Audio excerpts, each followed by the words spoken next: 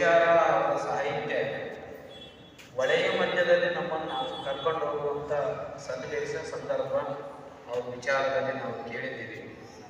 ಮೂಲ ಆಶಯಗಳನ್ನು ಅವರು ವ್ಯಕ್ತಪಡಿಸಿದ್ರು, ಅವ್ರ ಮಾತುಗಳು ಇವೆಲ್ಲ ಕೇಳಿದ್ದೀವಿ.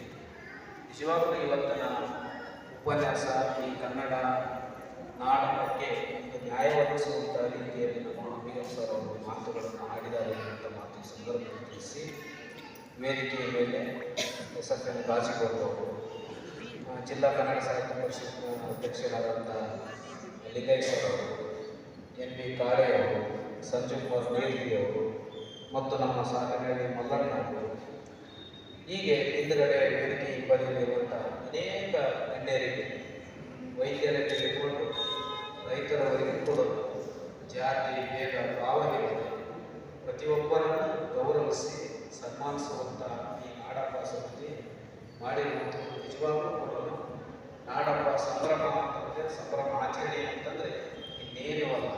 ಅಷ್ಟು ಜನಗಳಿಗೆ ಸನ್ಮಾನ ಮಾಡಿರುವಂಥದ್ದೇ ನಿಜವಾದ ಸಂಭ್ರಮ ಆಚರಣೆ ಅನ್ನುವಂಥ ನನ್ನ ಭಾವನೆ ಈ ಸಂದರ್ಭದಲ್ಲಿ ಹೆಚ್ಚಿಕೊಳ್ತೀವಿ.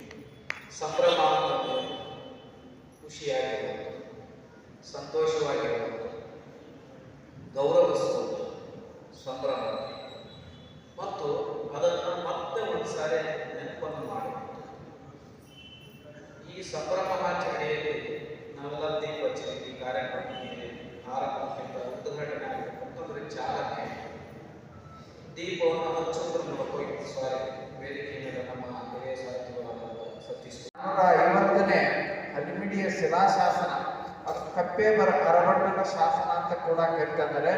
ಆ ಶಾಸನದ ಮೊದಲ ಶಿಲಾಶಾಸನ ಅದು.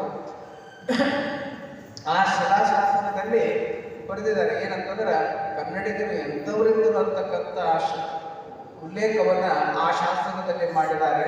ಏನಂದ್ರೆ, ಸಾಧುವ್ಯ ಸಾಧು, ಮಾಧುರ್ಯಕ್ಕೆ ಮಾಧುರ್, ಬಾದಿಪ್ಪ ಕಲಿಗೆ ಕಲಿ, ಬಾದಿಪ್ಪ ಕಲಿಗೆ ಕಲಿಗೋ ಇಬ್ಬರು ಮಾಧವ ನೀತ ಕರಮಲ್ಲ ಅಂತಕ್ಕಂಥ ಮಾತುಗಳನ್ನು ಅಲ್ಲಿ ಬರ್ತದೆ. ಅಂದ್ರೆ ಕನ್ನಡಿಗರು ಏನಂದ್ರ ಒಳ್ಳೆಯವರಿಗೆ ಒಳ್ಳೆಯವರಾಗಿದ್ದರು, ಕೆಟ್ಟವರಿಗೆ ಕೆಟ್ಟವರಾಗಿದ್ದರು ಅಂತಕ್ಕಂಥ ಮಾತನ್ನ ಅಲ್ಲಿ ಕಪ್ಪೆ ಅರಬಟ್ಟನ ಶಾಸನದ ಕನ್ನಡದ ಮೊದಲ ಶಾಸನದಲ್ಲಿ ಈ ಕನ್ನಡ ಸಂಸ್ಕೃತಿ ಅಂತಕ್ಕಂಥದ್ದು ಬಹಳ ಶ್ರೇಷ್ಠವಾಗಿರ್ತಕ್ಕಂಥ ಪರಂಪರೆಯಾಗಿದೆ, ಸಂಸ್ಕೃತಿಯಾಗಿದೆ.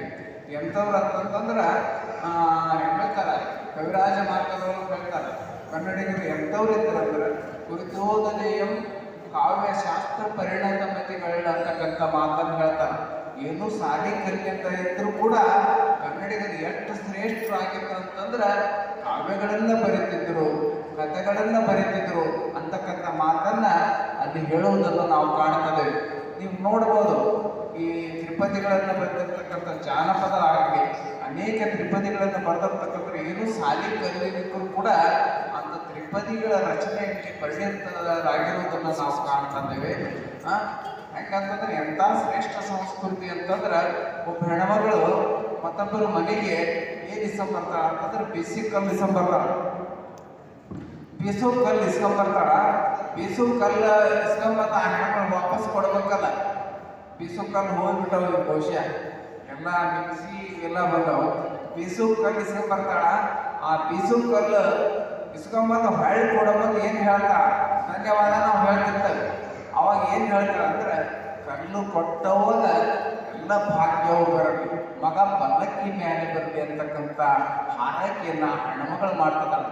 ಒಂದು ಸಣ್ಣ ಬಿಸಿ ಕಲ್ಲು, ಆ ಕಲ್ಲು ಕೊಟ್ಟವಾಗ ಎಲ್ಲ ಭಾಗ್ಯ ಬರಲಿ, ಮಗ ಪಲ್ಲಕ್ಕಿ ಮೇಲೆ ಬರಲಿ ಅಂತಕ್ಕಂಥ ಹಾರೈಕೆಗಳನ್ನು ಕೊಡ್ತಾಳೆ.